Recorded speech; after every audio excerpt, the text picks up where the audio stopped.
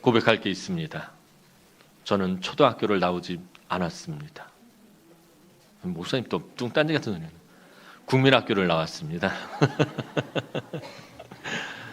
제가 국민학교 다닐 때는 우리 여기 계시는 우리 60, 70 세대들 다 그러겠지만 참 학교 그 색깔상이 그렇게 좋지가 못했습니다. 공사장에서 쓰는 나무 다 그런 재료들을 갖다가 다 이렇게 해서 만들다 보니까 색깔상이 굉장히 많이 거칠어가지고 늘 학교에 입학하면 처음에 하는 게 이제 집에서 마른 걸레를 하나 가져가고 문방구에서 구두꽉 같이 생긴 왁스를 사가지고 항상 책걸상을 닦고 또 이 복도 바닥이 교실 바닥이 다 나무 바닥이었어요. 그래가지고선 거칠거칠하니까 늘 청소할 때마다 하는 일이 왁스를 묻혀서 바닥을 왁스칠을 하는 게 일이었습니다. 왜 그러냐면 이게 너무 거칠어가지고 가시 같은 게 잘 박혀가지고 양호실 가면 가시 빼러 온 아이들이 줄을 쓰곤 했어요.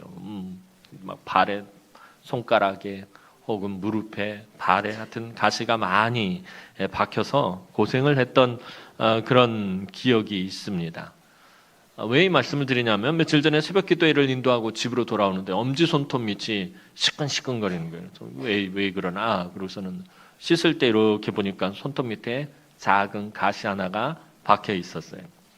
아주 작은 가시, 이 가시에 대한 얘기를 제가 여러 번 많이 했었을 거예요. 이 가시 진짜 눈에 보이지도 않게 작은 가시 하나가 그게 깊게 박힌 것도 아니고요. 살짝 박혀 있는데 그게 얼마나 신경에 거슬리고 그게 막 박혀 있으니까 온몸이 막 신경이 곤두서고 참 고통스럽다는, 괴롭다라는 생각을 하게 됩니다. 참 별것 아닌 작은 것이 사람을 이토록 괴롭게도 하는구나는 생각을 하면서 국민학교 다닐 때 그 생각이 문득 떠올라서 지금 말씀을 드립니다. 우리 삶도 그러합니다. 크고 작은 삶의 가시가 계속 나를 고통스럽게 할 때가 있어요. 단지 크고 작은 차이만 있을 뿐이지 사람에게는 누구나 삶의 가시가 있습니다. 누구나 한두 가지의 가시를 가지고 살아갑니다. 목회를 하다 보면 성도들 가운데 정말 편하게 사는 것처럼 보이지만 실상은 아무에게도 말 못할 그런 삶의 가시로 참 보이지 않는 곳에서 심히 괴로워하고 고통스러워하고 눈물 흘리시는 분들이 있음을 보게 됩니다. 오늘 사도 바울이 그러했습니다. 사도 바울에게 무슨 가시가 있을까? 우리는 이제 결론을 알고서 이야기를 하니까 그러겠지만 초대교회 성도들이 바라볼 때의 사도 바울의 위상이란 정말 대단한 거예요. 저분에게 무슨 가시가 있을까? 저분의 삶에 무슨 고통이 있을까? 바울은 누구도 따라올 수 없는 아주 특별한 은혜를 넘치게 받은 그리스도의 사람이었습니다. 하지만 그런 바울도 너무나 심하게 고통을 받았던 육체의 가시가 있었습니다. 그 가시는 사도 바울을 사실 굉장히 부끄럽게 만드는 그런 고통이었습니다. 그것이 얼마나 고통스러웠는지 바울은 자세히 그것을 언급하지 않고 있습니다. 그래서 그게 정확하게 사도 바울의 가시, 육체의 가시가 도대체 뭘까? 바울이 직접적으로 언급하지 않기 때문에 무엇인지 알 수 없습니다. 그래서 학자들은 심한 눈병이다, 간질이다, 또 바울이 받았던 유혹이, 영적 유혹이나 극심한 환난이다, 이렇게 말하지만 사실 정확히 알 수는 없어요. 본문 말씀을 묵상하다 보니까 그런 생각이 드는 거예요. 바울이 자세히 말하고 싶지 않을 정도로 고통스러웠다라는 것입니다. 여러분 그러잖아요. 저와 여러분들도 어디가 아프면은 사실 이렇게 막 밝히고 싶은 게 아픈 데가 있기도 하고 밝히고 싶지 않은 곳이 있더라는 것입니다. 다른 사람한테 괜히 알리고 싶지 않은. 그러니까 사도 바울이 굳이 지금 육체의 가시라고만 표현하고 그게 뭔지 정확하게 말하지 않는 이유는 말하고 싶지도 않을 만큼 고통스럽거나 아니면 굉장히 수치스러운, 굉장히 부끄러운 그런 바울을 고통스럽게 한 것임에 틀림없다라는 것입니다. 여러분 가시라는 것은 아까도 말씀드렸지만 눈에 보이지 않을 만큼 아주 작은 것입니다. 하지만 계속해서 신경을 거슬리게 하고 온몸을 불편하게 하고 때로는 심한 고통을 유발합니다. 남이 보기에는 멀쩡하지만 속으로 앓는 것이 가시입니다. 저 사람이 가스가 있는지 없는지 누가 압니까? 겉으로 볼 땐 멀쩡한데 속앓이를 심하게 하는 것이 가시입니다. 그런데 문제는 우리 가운데 이런 가시를 가지고 사는 분들이 참 많다라는 것입니다. 외적인 조건은 아무런 문제가 없어 보이는데 남모를 가시로 고통스러워하는 분들이 있습니다. 서울에서 부교육자 생활을 하면서 신방을 가보면 깜짝깜짝 놀랄 때가 있어요. 아, 이분한테 이렇게 아픈 가시가 있었구나. 상상도 못할 그런 가시들을 가지고 있는 분들이 너무나 많았다는 것입니다. 육체의 질병으로 힘들고 괴로워하시는 분들도 있고요. 부모는 건강한데 자녀가 병약해서 늘 병원 신세를 지는 경우가 있어요. 자녀로 인해서 한숨이 가실 날이 없어요. 행복해 보이는 부부인데 쇼 윈도우 부부라는 거 있죠. 그 겉으로 볼 때는 참 행복해 보이고 사랑스럽고 다정해 보이는데 근데 집으로 들어가는 순간 냉랭하고 서로 찌르고 있는 그런 가시가 있어서 계속해서 서로 상처를 주고받으며 둘 다 남모르게 한숨만 쉬는 경우도 있어요. 신방을 해서 가서 보면 남편 집사님과 부인 집사님이 거의 갈라서기 일보 직전까지 가 있는 거예요. 교회 안에서는 그렇게 다정해 보였는데 신방을 가서 보니까 서로를 너무나 가시로 찌르고 심각한 상처를 주고받으면서 그러고 있더라는 것입니다. 부모 자식 간에도 말 못할 상처가 있고요. 성도들 간에도 서로를 찌르는 가시가 있고요. 또 어떤 사람은 물질에 대한 과도한 욕심이 그 삶의 가시가 되기도 하고요. 어떤 사람은 너무나 자아가 강해서 그 강한 자아가 가시가 되기도 하고요. 어떤 사람은 열등감이 가시처럼 자기의 삶을 사정없이 찌르기도 합니다. 자존감이 없어서 열등감에 휩싸이면요. 이 열등감이 얼마나 많이 자기 자신에게 상처를 주는지 모릅니다. 이처럼 가시는 삶의 여러 곳에 여러 가지 모양, 여러 가지 모습으로 존재하며 우리를 괴롭고 아프고 힘들고 고통스럽게 합니다. 이런 가시 자체가 사실 복이라고 말할 수는 없습니다. 주님도 우리에게 이런 가시를 허락하시는 것을 사실 기뻐하시거나 즐겨하시지 않으십니다. 주님의 사람들이 이런 가시의 괴로움을 즐기라고 성경은 우리에게 말하지 않는다라는 것입니다. 그 어쩔 수 없는 것 즐기라고 이렇게 성경은 말하지 않는다라는 거예요. 우리 이따금씩 그 TV에서 강연하는 거 보면 그러잖아요. 삶의 고통이나 아픔이 있으면 그것을 즐겨라라고 말하는데 여러분 그게 너무 쉽지 않다라는 건 잘 알고 있잖아요. 삶의 아픔들, 삶의 가시들을 어떻게 즐겨요? 손톱에 아까 말씀드린 대로 가시가 박혔는데 이걸 어떻게 즐기냐고요. 아픈 건 아픈 건데요. 주님도 우리에게 가시를 허락하신 건 기쁜 거 아니에요. 그리고 성경은 우리가 그 가시 자체를 기뻐하라고 즐기라고 그렇게 말하고 있지 않다라는 것입니다. 사도 바울은 이런 가시가 얼마나 괴로웠으면 이 육체의 가시를 뭐라고 표현하기까지 하냐면 사탄의 사자라고까지 말하고 있습니다.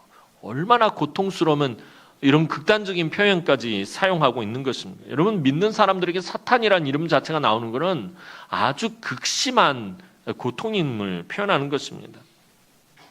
그렇다고 삶의 모든 가시가 사탄의 짓이라는 것은 아닙니다. 사탄이 이것을 도구 삼아서 우리를 약하게 만들고 영적으로 쓰러지게 만들기 때문에 하는 말입니다. 물론 하나님의 허락 없이는 사탄이 이 가시를 도구로 사용할 수는 없습니다. 사도 바울은 자신의 육체의 가시가 얼마나 고통스러웠는지 8절 말씀을 보면 3번이나 하나님께 매달려 간절히 기도했다라고 사도 바울이 밝히고 있습니다. 내가 하나님께 3번이나 간구했다라고 말하고 있습니다. 늘 말씀드리지만 신앙생활에서 기도는 정말 중요한 것입니다. 하나님은 기도하는 자를 사랑하시고 기도하는 자를 긍휼히 여기시고 기도하는 자를 기억하시는 분이기 때문입니다. 시편 66편을 기록한 시인은 이렇게 고백하고 있습니다. 시편 66편 19절에서 20절 말씀 우리 한번 읽어보도록 하겠습니다. 시작. 그러나 하나님이 실로 들으셨으며 내 기도 소리에 귀를 기울이셨도다. 하나님을 찬송하리로다. 그가 내 기도를 물리치지 아니하시고 그의 인자하심을 내게서 거두지도 아니하셨도다. 시편 66편을 기록한 시인이 이 기도에 대해서 이렇게 표현하고 있어요. 하나님이 실로 들으셨으며 내 기도 소리에 귀를 기울이셨도다. 하나님은 성도들의 기도 소리에 귀를 기울이시고 들으시는 분이시다라는 것입니다. 그런 하나님을 찬송하리로다. 그가 내 기도를 물리치지 아니하시고 그의 인자하심을 내게서 거두지도 아니하셨도다. 하나님은 우리의 기도를 절대로 외면하지 않으시고 인자하심으로 다 들으십니다. 지난번에 말씀드렸던 것처럼 우리 베드로 사건 할 때 말씀드렸잖아요. 진짜 믿음 없이 드리는 허튼 소리까지도 하나님은 다 들으신다라는 것입니다. 하나님, 너는 그거 말도 안 되는 소리니까 나 안 들을래. 하나님 이러지 않는다라는 거예요. 우리의 허튼 소리까지 믿음 없는 소리일지라도 하나님은 귀 기울여 들으시는 분이시다라는 것입니다. 그런데 기도와 관련해서 정말 중요한 것이 있습니다. 우리는 기도하면 제일 먼저 무엇과 연결해서 생각을 하냐면 기도하면 제일 먼저 뭘 연구를 짓습니까? 응답에라는 관점에서 기도를 바라본다라는 것입니다. 응답이라는 관점에서만 생각한다는 거예요. 기도하면 응답, 이게 먼저 떠오른다라는 거예요. 근데 기도에서 가장 중요한 것이 응답이라고 생각하는데 물론 응답도 정말 중요합니다. 하지만 그것보다 더 중요한 것이 있습니다. 그것은 하나님과의 관계성입니다. 하나님과 나라는 두 인격이 서로 깊이 교제하는 것, 깊이 교통하는 것, 그게 기도입니다. 하나님은 성경에 따르면 하나님은 우리의 아빠입니다. 분명히 아빠, 아버지라고 주님 말씀하고 있어요. 하늘에 계신 우리 아버지여라고 하나님을 아빠라고 부르라고 주님 말씀하고 있어요. 하나님은 우리의 아빠이고 우리는 그분의 자녀입니다. 자녀들을 키운다 보면 여러분들 다 아시는 것처럼 자녀는 부모에게 자기가 원하고 바라는 것들을 구할 수 있는 권리도 있고 자유도 있다라는 거예요. 하나님을 아빠라고 부를 수 있게 주님이 말씀하신 것은 그 이면에 어떤 의미가 있냐면 우리가 아빠 되신 하나님에게 우리가 원하고 바라는 것을 구할 수 있는 자유가 있다라는 것입니다. 그런 자유를 저와 여러분들에게 주님이 십자가를 통해서 허락하신 것이에요. 자, 그런데 아빠의 입장에서 보면 아빠는 자녀가 원하는 것을 들어줄 권세가 있다라는 것입니다. 아빠, 아버지 되신 하나님은 저와 여러분들이 간구하는 것을 들어줄 권세가 있으시다라는 것입니다. 그런데 한편 또 아빠는 들어줄 자유가 있기도 하고 또 거절할 자유도 있다라는 것입니다. 그러잖아요. 자녀가 뭔가를 아빠에게 요구를 했는데 아빠는 그것을 들어줄 자유가 있고 또 거절할 자유도 있다라는 것입니다. 우리는 병에 걸려서 아프면 치유해 달라고 간구할 수밖에 없습니다. 육신의 병이 들고 육신의 아픈 일이 있으면은 육신의 고통이 있으면 치유해 달라고, 낫게 해 달라고, 회복시켜 달라고 간구할 수밖에 없어요. 사도 바울도 하나님께 매달려서 그래서 호소했던 거예요. 3번이나. 아무리 대사도 바울이라 할지라도 이 육체의 가시는 도저히 견디기 힘든 일이었던 것입니다. 얼마나 대단한 사도입니까? 이 바울은요. 아마 사도 중에서 원탑에 해당하는 사람이 바울이었을 것입니다. 그런 바울조차도 이 육체의 가시가 너무나 고통스럽고 괴롭고 힘든 일이었다라는 것입니다. 바울이 하나님께 3번 간구했는데 그냥 허접하게 간구했겠습니까? 정말 간절히 하나님 앞에 매달렸을 것입니다. 금식도 하고 밤을 지새우기도 하고 몇 날 며칠이고 하나님께 매달려 정말 간절히 기도했을 것입니다. 바울은 예수님처럼 수많은 병자를 고친 사람이었습니다. 그렇게 능력 있는 사람이었습니다. 바울이 정말 대단한 사도요.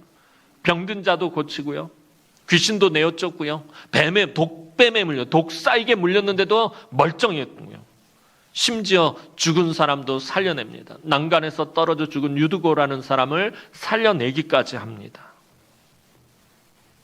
뭘 말씀드리려고 하냐면 하나님이 어떤 병이라도 다 고쳐주실 수 있다는 확신이 누구보다도 강했던 사람이 바울이에요. 바울이 병든 사람을 위해서 기도하면 그 사람이 병이 나아요. 귀신이 쫓겨나가요. 죽은 사람도 살려냈어요.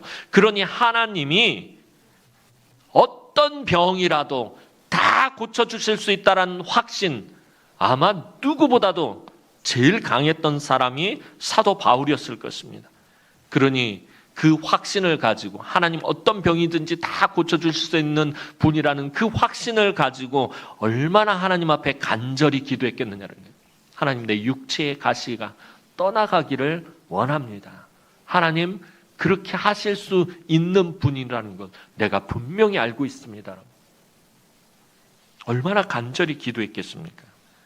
그런데 하나님은 바울의 기도를 어떻게 하시죠? 단호하게 거절하십니다. 바울에게 돌아온 것은 텅 빈 그릇이었습니다.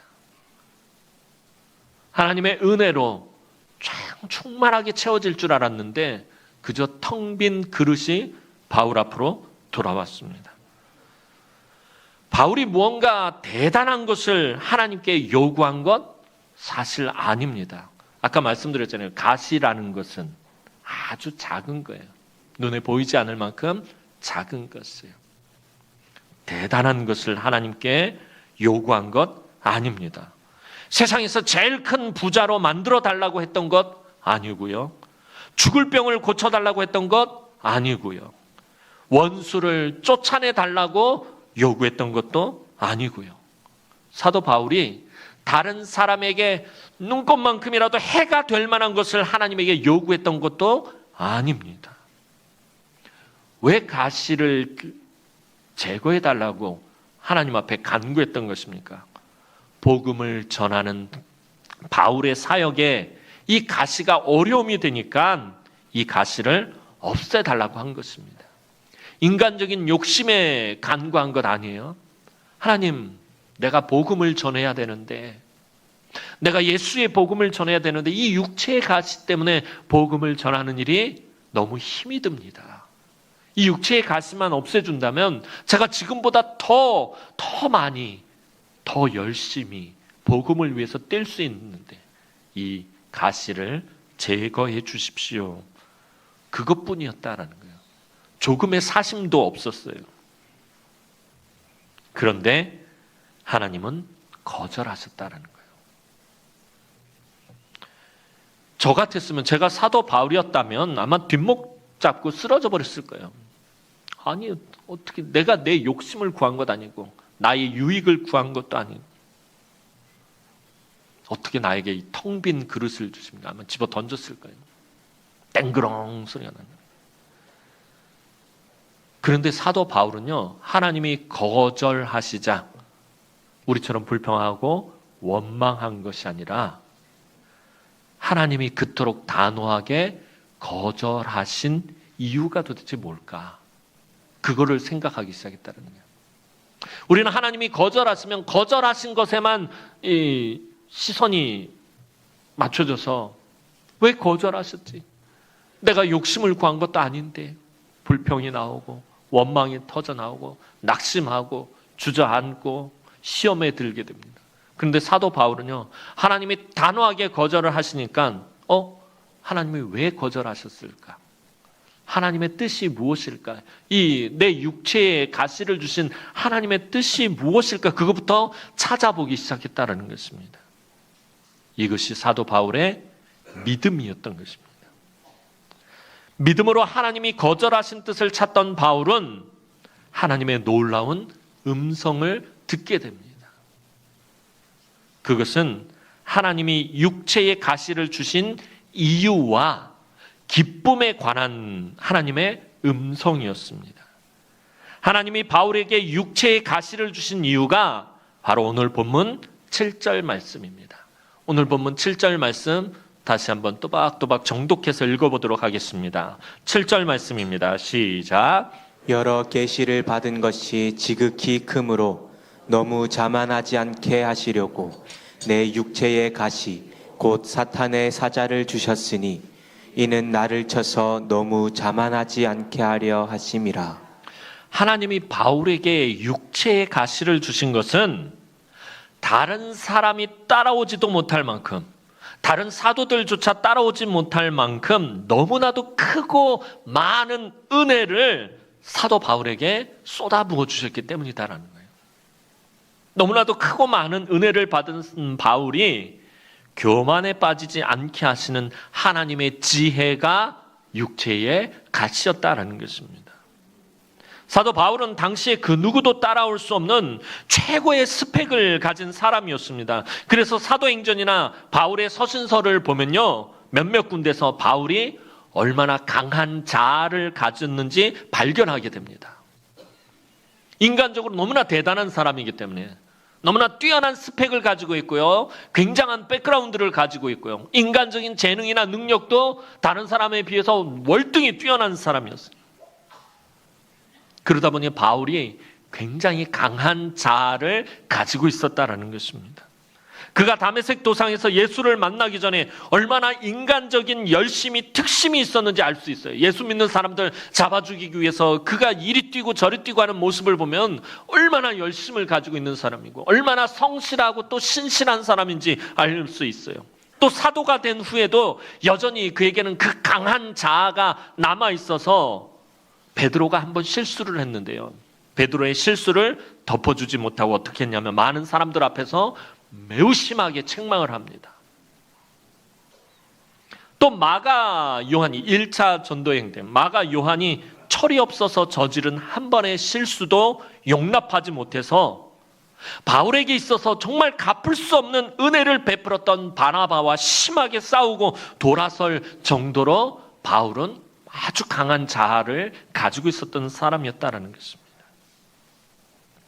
분명히 바울은 그 강한 자아로 인해서 교만의 덫에 가장 걸리기 쉬운 사람이었어요. 그것은 하나님만이 아시는 바울의 최대 약점이었습니다.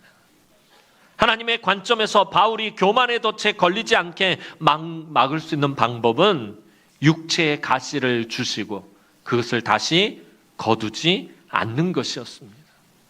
그래서 하나님이 거절하신 것입니다.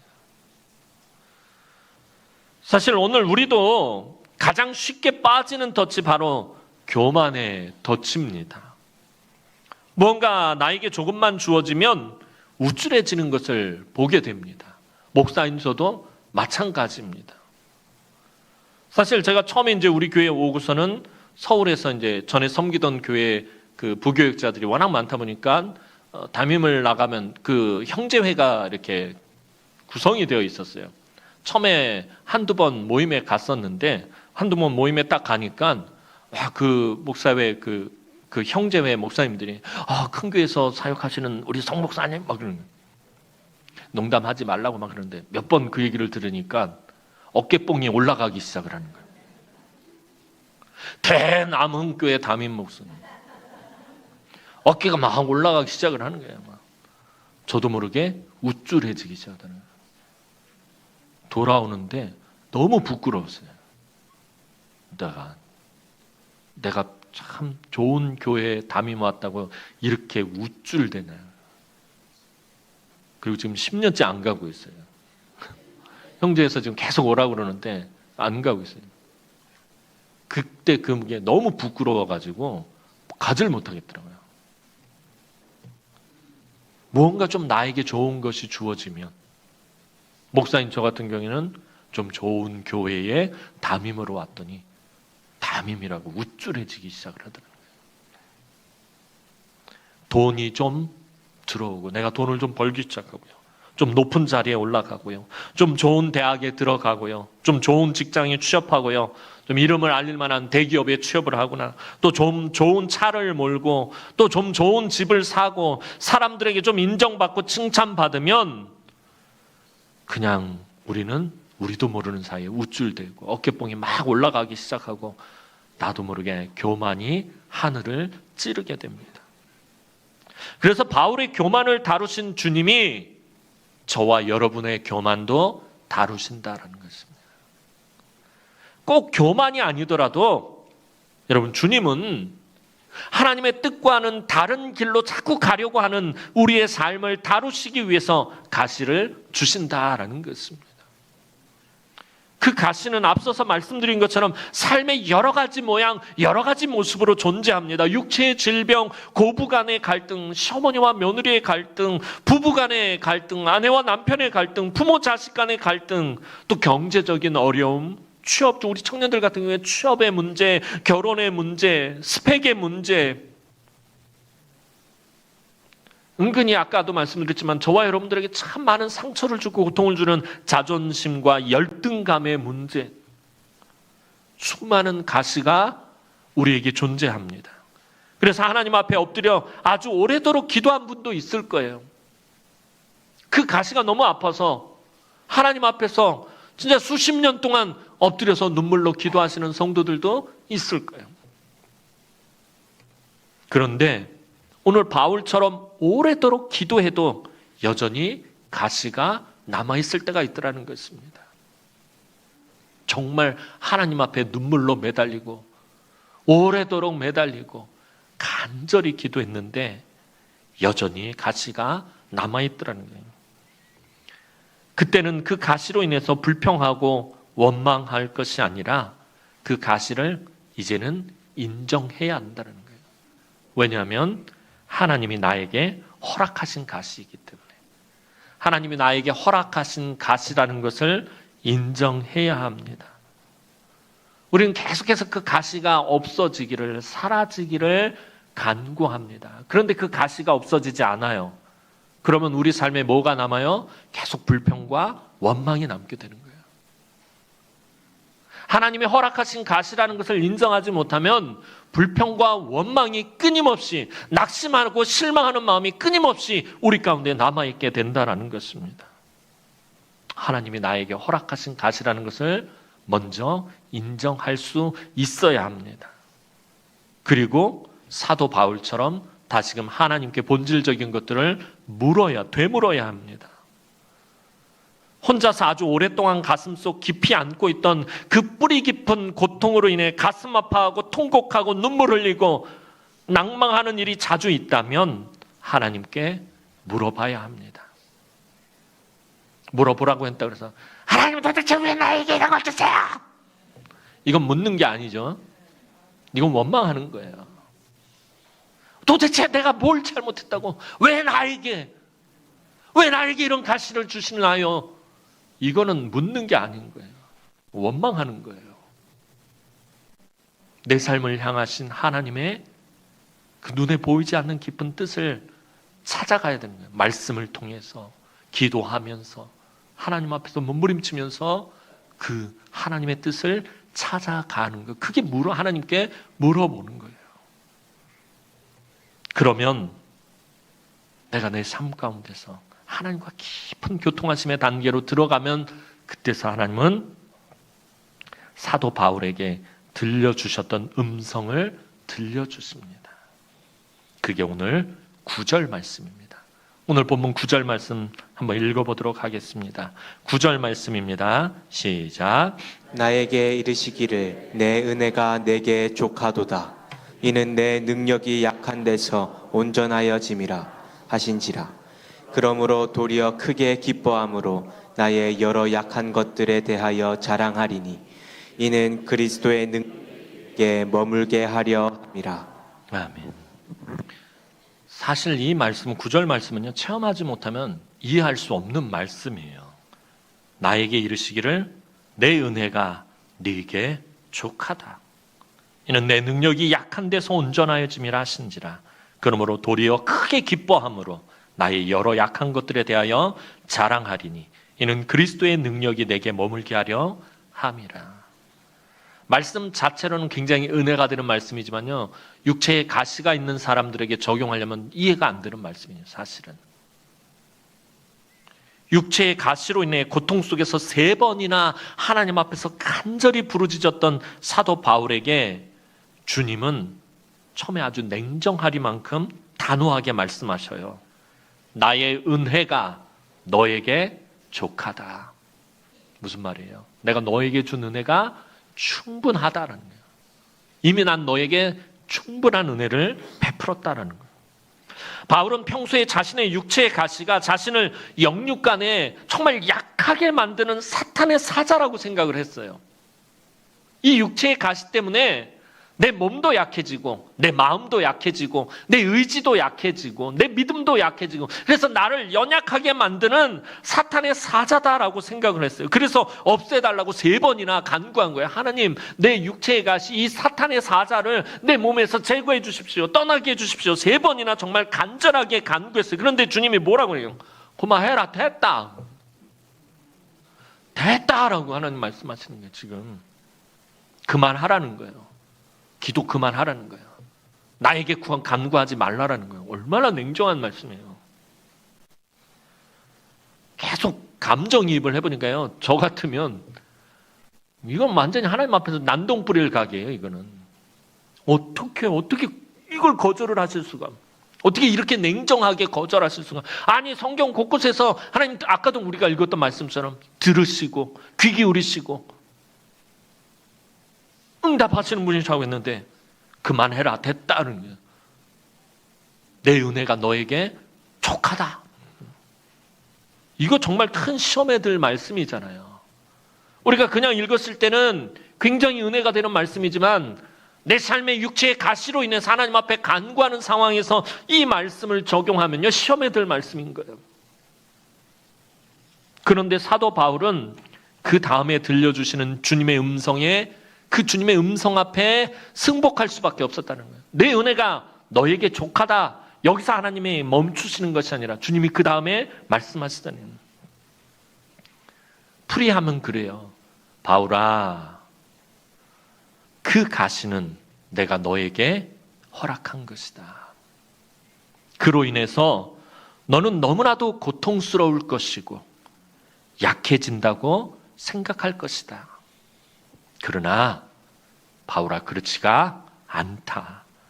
내가 가장 약하고 비천한 십자가에서 가장 큰 능력을 나타내었듯이 나의 능력은 네가 가장 약할 그때에 온전해진단다.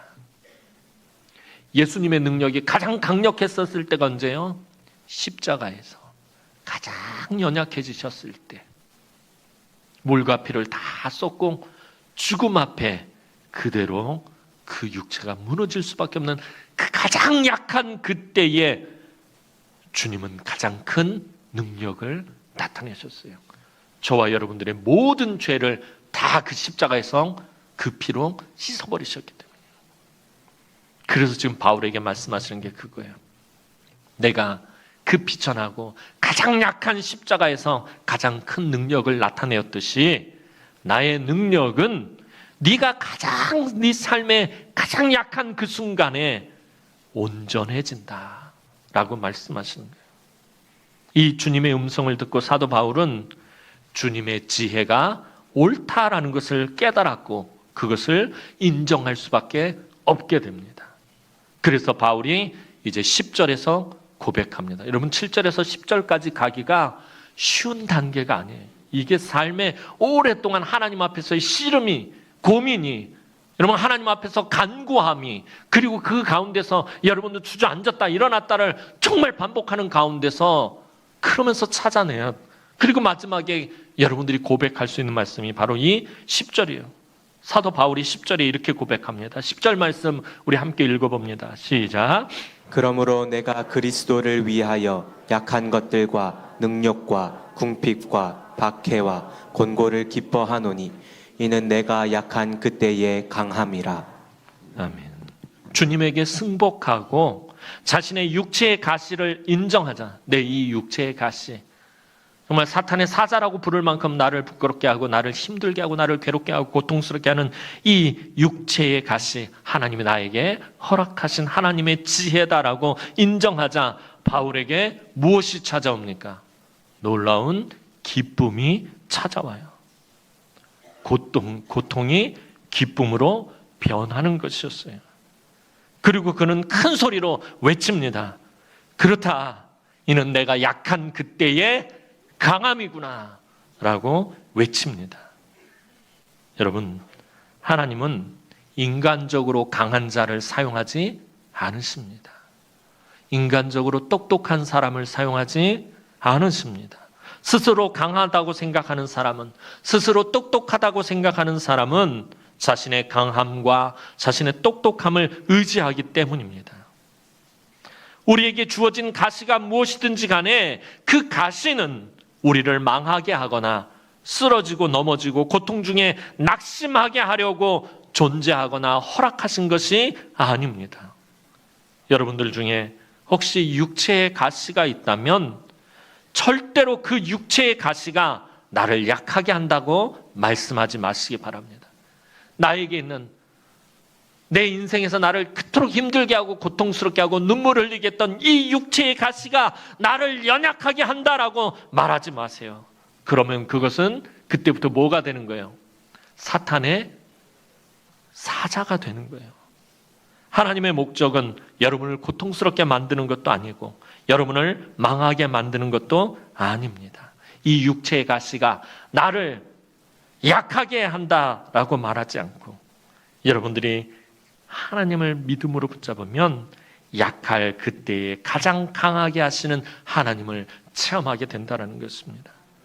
사랑하는 성도 여러분, 비록 우리가 육체의 가시로 인해 하염없이 눈물을 흘리며 한숨 짓는 날이 많다 할지라도, 탄식하는 날이 많다 할지라도 그것이 나를 그 약한 가운데서 하나님의 강력함을 체험하게 하는 하나님의 손길이라는 것을 잊지 말아야 합니다.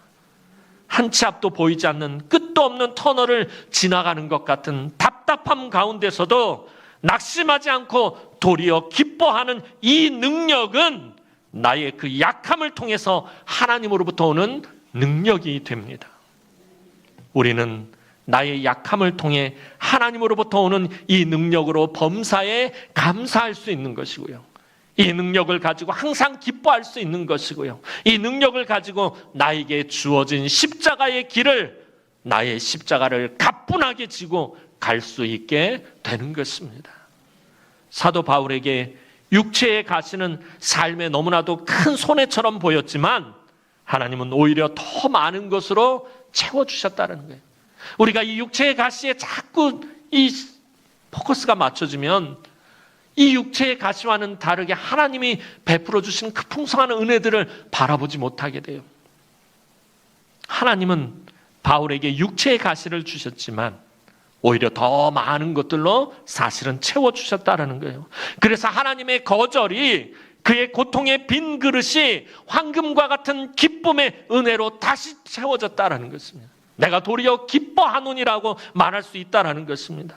사도 바울이 육체의 가시를 가진 채 크게 기뻐할 수 있었던 것은 사실 아무나 체험할 수 있는 은혜는 아닙니다. 여러분, 왜 세상 사람들과 믿는 사람들의 차이가 무엇입니까? 세상 사람들은요, 어떻게 생각을 하냐면 고통이 물러간 자리에 기쁨이 채워진다고 생각을 해요. 고통이 떠나가면 기쁨이 그 자리를 채운다라고 생각해요. 그렇게 말해요. 하지만 믿음의 영역에서는 그렇지가 않아요. 사도 바울과 같은 믿음의 사람들의 기쁨은 고통 대신 얻는 기쁨, 고통이 가고 채워지는 기쁨이 아니라 고통이 그대로 남아있는 그 자리, 육체의 가시가 여전히 고통스럽게 남아있는 그 자리에 찾아오는 기쁨이다라는 것입니다. 우리의 삶에 여전히 가시는 남아있지만, 여전히 내가 고난 가운데 있지만, 여전히 내가 힘겨운 삶을 살아가고 있지만, 여전히 인생이 힘들고 고난이 겹치지만 그곳에 찾아오는 기쁨이 있다라는 것입니다. 그게 오늘 사도 바울이 말하는, 오늘 본문에서 말하는 기쁨인 것입니다. 가시와 함께 오는 기쁨인 것입니다. 이게 주님이 저와 여러분들에게 주시는 기쁨인 거예요. 가시가 사라지고 채워지는 기쁨이 아니라 가시는 여전히 있지만 그 가시로 인해서 도리어 기뻐할 수 있게 하시는 하나님의 능력이 저와 여러분들에게 찾아온다라는 것입니다. 제가 이따금씩 금요 기도회 때 찬양하기도 하고 혼자서 자주 흥얼거리는 찬양 중에 이런 것이 있어요. 여러분들 너무 잘 아시는 거잖아요. 길가에 장미꽃 감사, 장미꽃 뭐 감사요? 가시 감사. 예쁜 장미꽃만 우린 바라보지만 그 장미꽃 안에는 손을 박박 찌르는 가시가 있어요. 여러분, 우리가 살아가는 동안에 평생에 한두 가지의 가시는 뽑지 못하고 살아야 할지도 몰라요. 여전히 그 가시를 품은 채, 그 아픈 가시를 가진 채 살아가야 할지 몰라요. 하지만 그 가시 위에 피는 장미꽃을 보고 약한 데서 강하여지는 능력을 만들어내시는 하나님을 볼 수 있어야 한다는 것입니다. 여러분들의 육체에 가시가 있지만 평생에 뽑지 못하고 하나님 나라 갈 때까지 그것을 품고 갈지 모르겠지만 그 가시 위에 장미꽃이 피게 된다는 것입니다. 그 가시 위에 장미꽃을 피우시는, 약한 데서 강하여지는 능력을 만들어내시는 그 하나님이 여러분들과 함께 계신다라는 것입니다. 그 하나님이 여러분들을 붙들어주고 계신다라는 것입니다. 그 하나님과 함께 할 때 사도 바울처럼 육체의 가시를 안고도 육체의 가시가 없는 사람들보다 더 크게 기뻐하고 더 풍성하게 감사하고 더 놀라운 일을 할 수 있는 믿음의 사람이 될 것입니다. 오늘도 삶의 가시 속에서도 내가 약한 그때의 강함이라 크게 외치고, 여러분의 삶에 여전히 고난이 찾아오고 여러분의 삶을 여전히 힘들게 하고 낙심하게 하고 지치게 하고 고단하게 할지라도 그 속에서 내가 약한 그때의 강함이라, 내가 비록 이렇게 부족하지만, 내가 비록 연약하지만, 내가 여전히 시험 가운데 있지만, 내가 여전히 환난 가운데 있지만 이때가 내가 가장 강함이라 크게 외치며 기뻐하고 감사할 때 약한 데서 강해지는 능력을 만드시는 그 하나님의 은혜를 충만하게 누리시는 사랑하는 우리 남흥의 모든 성도들이 되기를 주님의 이름으로 축원합니다. 기도드리겠습니다. 참 좋으신 하나님, 은혜와 사랑을 진심으로 감사를 드립니다. 오늘도 사랑하는 우리 남흥의 성도들 삶에 말 못할 육체의 가시가 있습니까? 평생을 하나님 앞에 눈물을 흘리며 사도 바울처럼 간구했던 가시가 있습니까?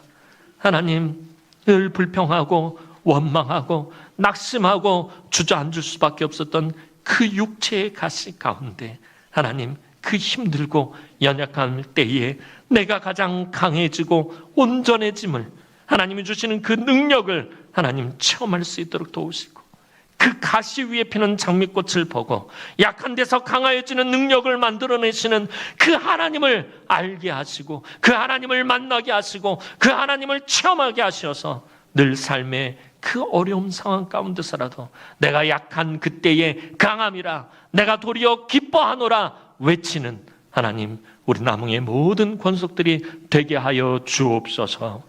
감사를 드렸고 예수님의 이름으로 기도하옵나이다. 아멘.